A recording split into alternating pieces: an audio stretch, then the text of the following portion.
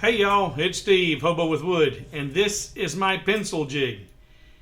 If you haven't seen this, there is another video on how I created this pencil jig, and that video will be linked in the end screen. But in this video, we're going to show you how to use this pencil jig. We're going to make some small cosmetic changes to it because we cannot change the actual format because this is already cut out and ready to use. But we can make some cosmetic changes to it. Then I'm going to teach you how to use, and we're going to do that using variable text. And I'm going to teach you how to use virtual array. In fact, we'll probably create a couple virtual arrays. So hang around. This is going to be a good one. And I'm not going to make you look at me during this entire video. You notice I'm not on screen. So hang around. We're going to have some fun.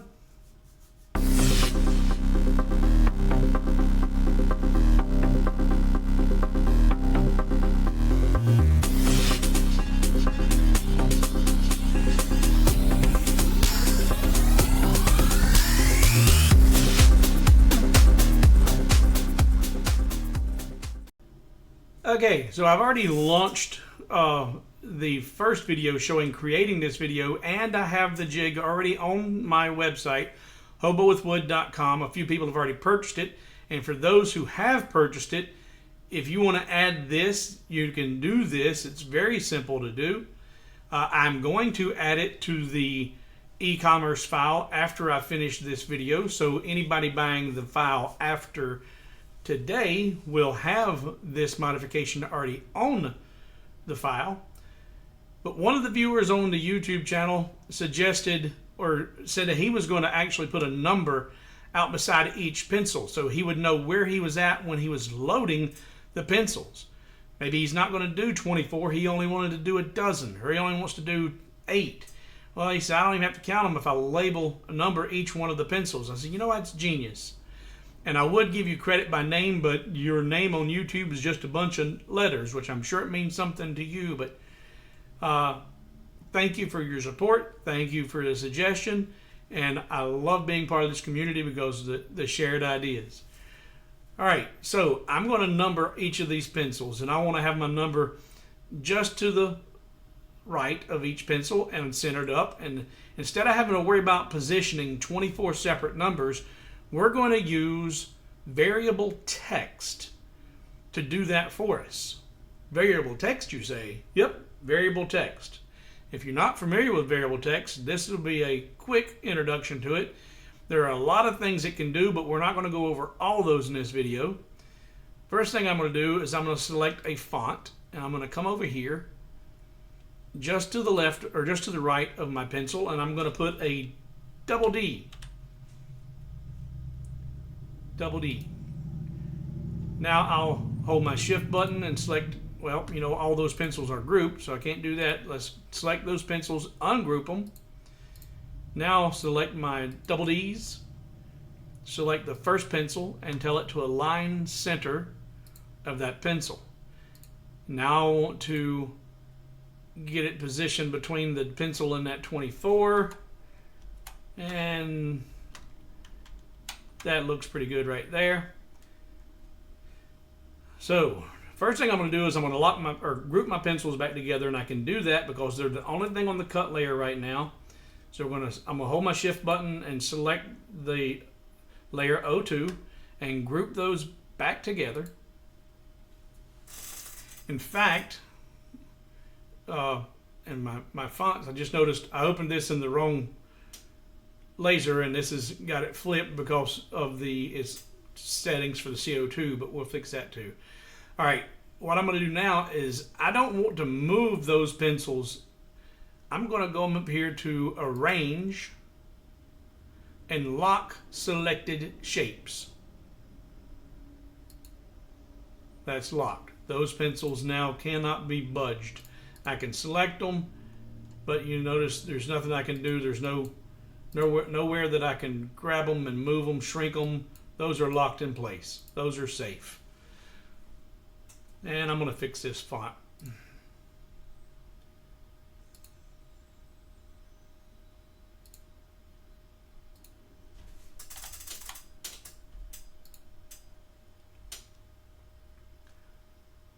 Okay, now back to variable text. Now that I've put in my double D's, I've positioned it to the right and the center of that first pencil. Now I'm going to use my array tool, just like I did when I set up the pencil array. But I'm going to come down here to the bottom pencil, select the array tool, and I'm going to show you how I found that. We're going to use 24 rows. We don't see those those double D's, and we love to see the double D's. So let's bring those down. And right now with Y spacing, they're way up there, so we're going to increase our Y spacing until we begin to see our double D's. All right, now those double D's are hanging kind of low. We don't want to have those down there. We want to bring them back up. Oh, wrong button. Bring them up. All right, that's not enough. 6 is too much. So let's look at 5.5. Not enough. One backspace and hit 5.6. Not enough. 5.7. Not enough. 5.8. Not enough. 5.9. Too much. So now 8, and I'm going to split the difference. 8.5. No.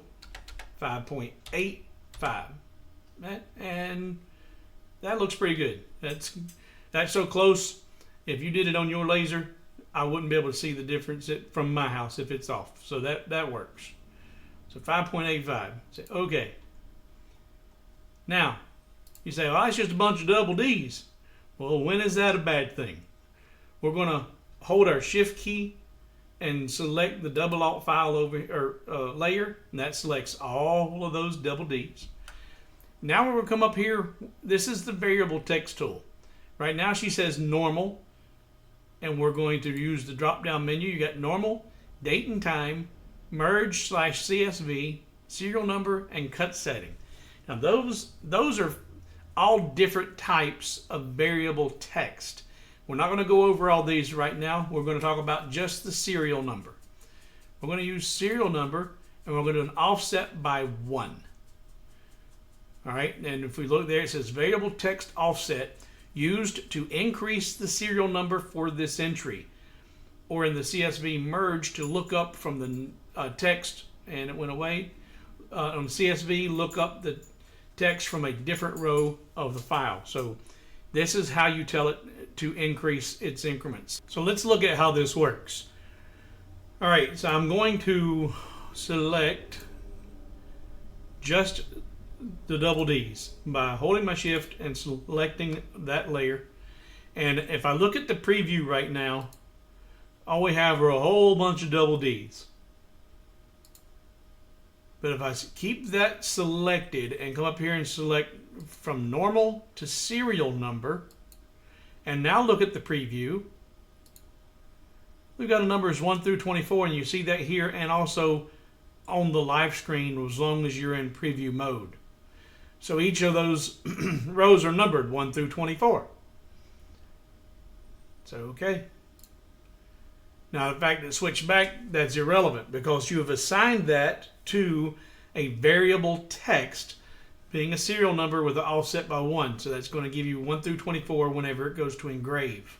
So there we've assigned a value to each row labeling our pencils. Now let's create some virtual arrays. First I'm going to show you what you would do if you don't have virtual arrays and you just set up all these pencils. If you've got a text you're going to use, and we're going to use Hobo with Wood, and we're going to go to the Arial font. Arial font. You know what? You can just type it. Not S. And not, come on, backspace. You can just type it and it'll be faster. Not. All right, Arial. And we're going to use 2.2 millimeters. We're going to use bold fonts. All caps. Lock our caps. Cap lock zone. Hobo with Wood. Now we're going to increase our horizontal spacing. Let's put it in the center of that. And we'll actually just put it in the center there, period. That's not where I'm going to engrave it, but that's what I'm going to use to figure out what looks good. I need to increase my H spacing. Now I'm going to increase it until what looks good to me. And yeah, 10 looks good to me. 10 H space. Now I mentioned this in the previous video. I still haven't looked it up to refresh my memory, but I'm 90% sure that the H space is a percentage of the height of the font. So here we're using a 2.2 millimeter font, and we've increased the H space by 10%. At least I think we have. So 10% of 2.2 millimeters, or 0.22 millimeters additional horizontal spacing between each letter is what I think we did. So with that selected, now I'll select my toolpath and I'm going to left justify it. Okay, now that one looks good. So now, where am I going to put it? How am I going to set up all the other pencils? Well, I've got right here our text array vertical Y spacing is 9.668 millimeters. So if I create a vertical, or create an array, and I'm going to use vertical, I need to increase my Y spacing to 9.668. And how many rows do you want? Well, you need, I've got the stupid text tool. Cancel that. Select our font only. There we go. Now array 9.6. We get mistakes and all here, guys. 9.668, and we're going to now increase our. There we go. Now you can see right here, count 10 rows. 10. That's how many of those we've done now. So if you're only going to do a dozen, okay. Now that's set up and they're all centered and that's ready to engrave. But do you want to do that every single time you're going to engrave some pencils? Well, let's show you another way that you can do that.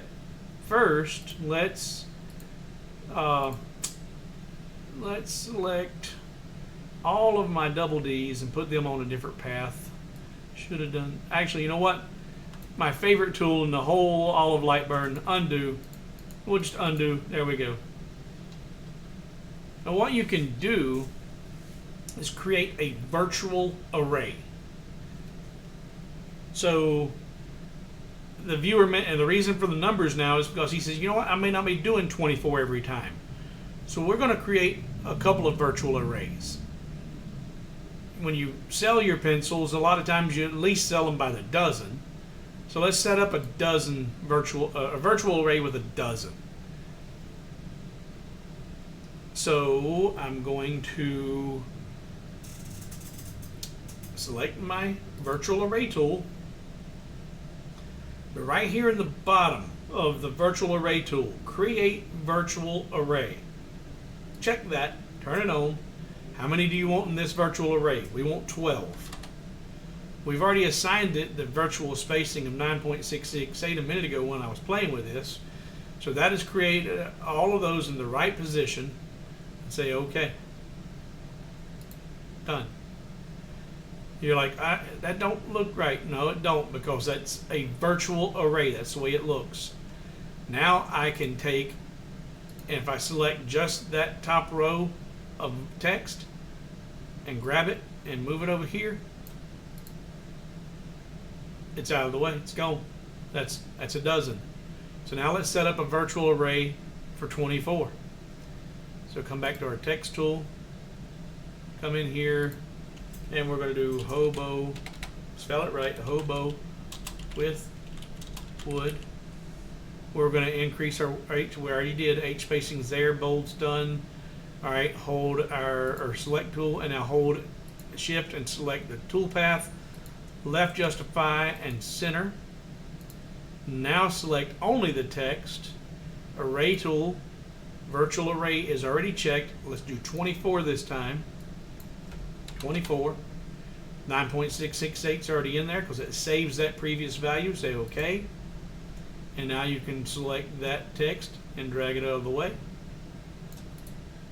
So now you have two virtual arrays, one with 12, one with 24, and you can set up as many as you want. Now if you save this file as is, when you open it back up, you're going to have this virtual array sitting here. So now all you got to do is just say, you know what, I need a virtual array, and you could label these up here, but these are 12. I'm going to select that. I'm going to select my toolpath, and I'm going to tell it to left justify and to center it up. And now if I want to edit this text, all I got to do is select my font, come in here,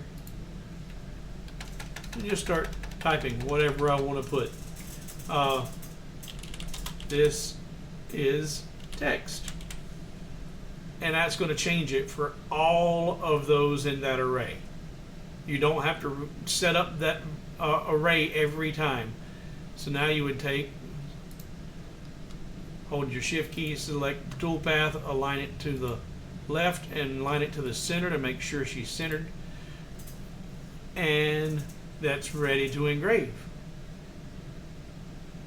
In fact, this is an idea what you can do. Instead of having to worry about labeling all these arrays, come in here, and that's how we're going to label it. We're going to label it right here. 12 text array. Oh, didn't mean to hit enter. Go back. There we go. Done. Now I'm going to come over here. I'm going to select this one. And I want 24 text. No, text array. Done.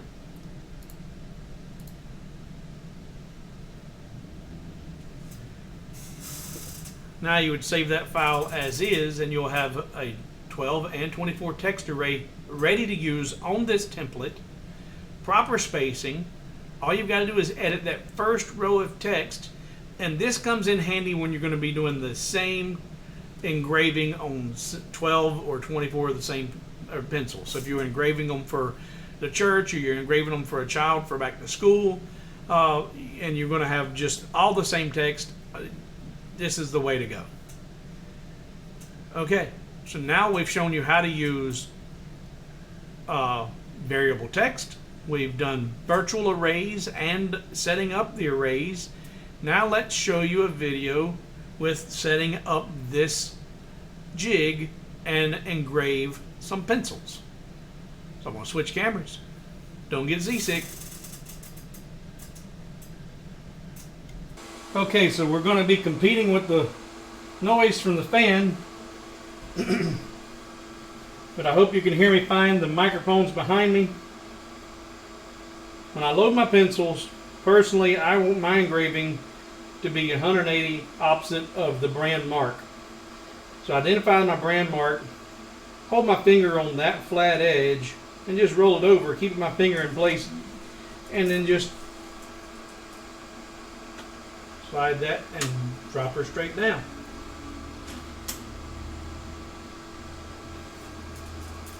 Sorry about that. Told you you're going to get seasick. Identify that brand, hold that mark.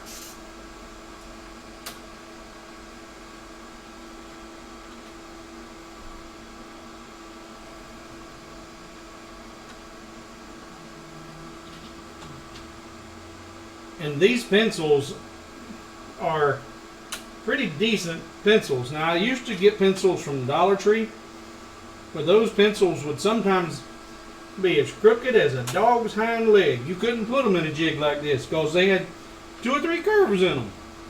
But these pencils are pretty decent, and they're really a whole lot less money than Dollar Tree. If you're going to be engraving pencils, I recommend looking into these. These are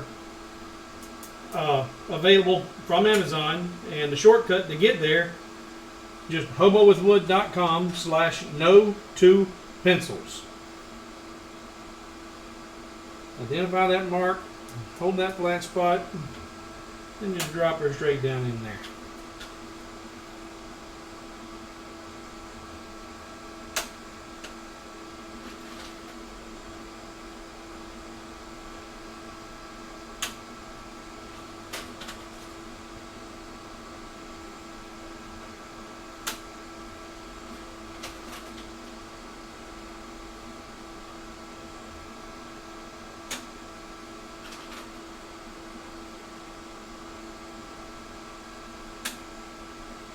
And I didn't do my engraving yet, so I've got 1, 2, 3, 4, 5, 6, 7, 8, 9, 10, 11, 12.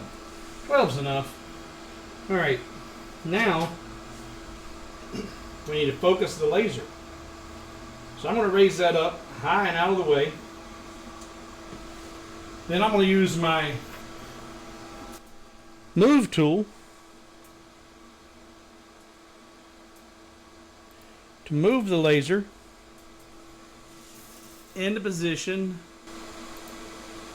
Well, laser's disconnected. Lasermatic, there we go. Wrong COM port. Send it to home.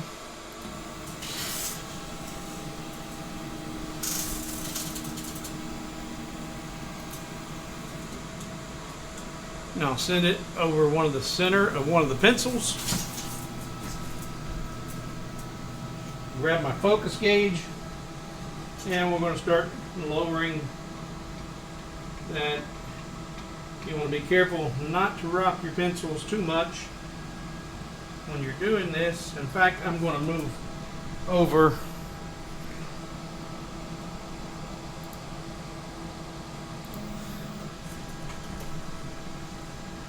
and gently lay that down there and lower my focus.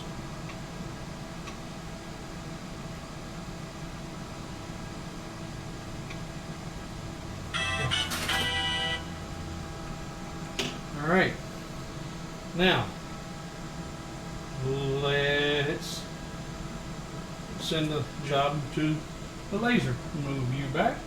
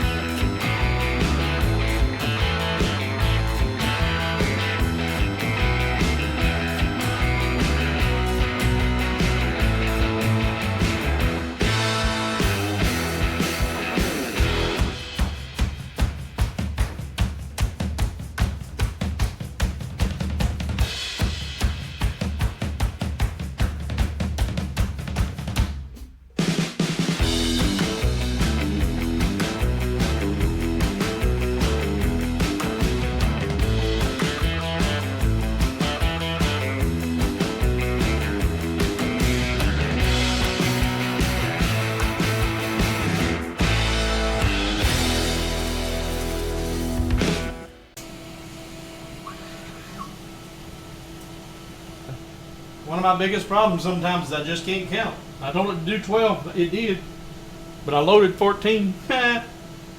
Alright, so let's take a look at the outcome. And there are some problems, but they were created by me.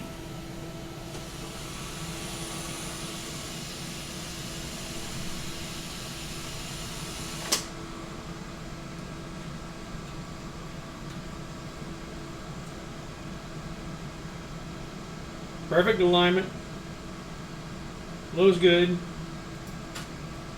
but for the ones I didn't load quite right,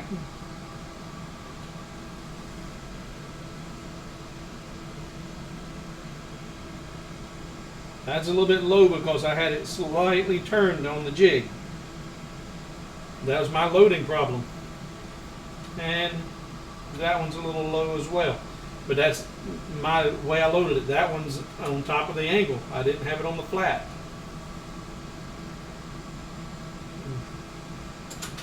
So it did it on the edge instead of on the flat because I had it loaded wrong. But for the ones that were loaded correctly, these are flawless.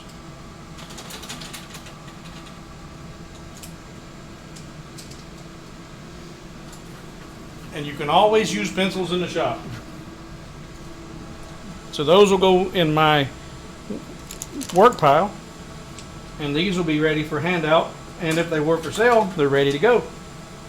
Now, let's do those modifications.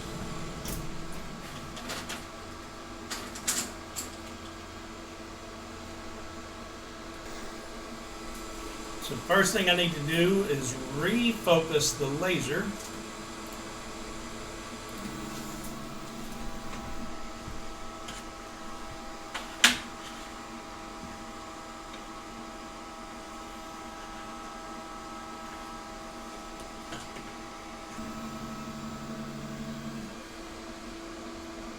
Make sure my honeycomb's all the way up and to the left. Make sure my jig is up and to the left.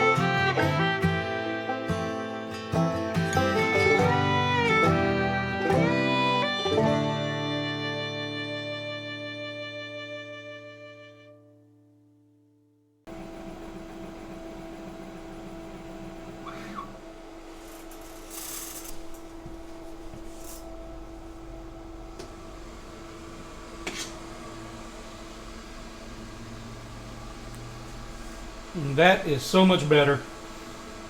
I really appreciate the comment on YouTube and making this modification to the file.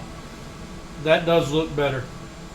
Alright, so the new file on hobowithwood.com will have the numbered pencils, and it will have 2 virtual arrays over on the side. I like that. I like that a lot.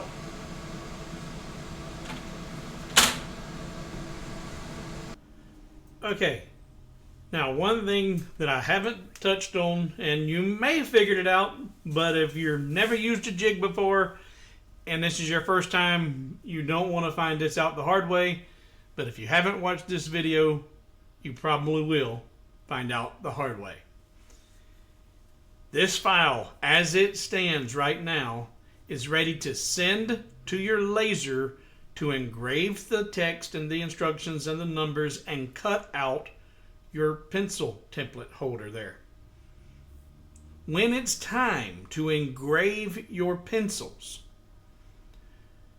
you need to turn off the output for the cut layer and for your blue engrave layer. Once you've cut off that output, then the only output you'll have is your double alt layer, which is your text layer, and you're going to move, if you're going to use the virtual arrays, you'll move those into place. Center them over the first toolpath, left justify, center it wherever you want it to be.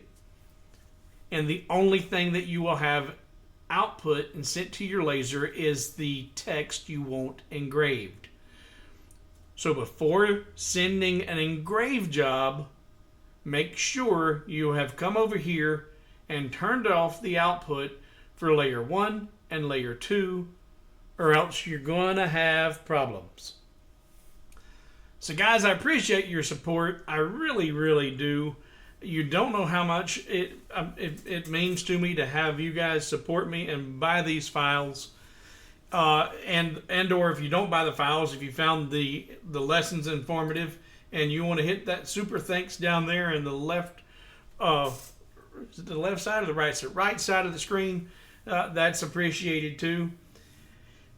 You can always go over to patreon.com, patreon.com/hobowithwood, become a patron to help support this channel and keep this thing going.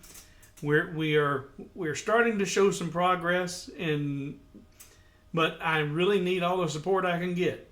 So hobowithwood.com to help support me and buy some of these files. Patreon.com/hobowithwood should you want to become a regular supporter of the channel. Make sure you're subscribed. At this point, the subscriptions are not monetarily important to me, but I have a personal goal to be at 5,000 subscribers before Halloween.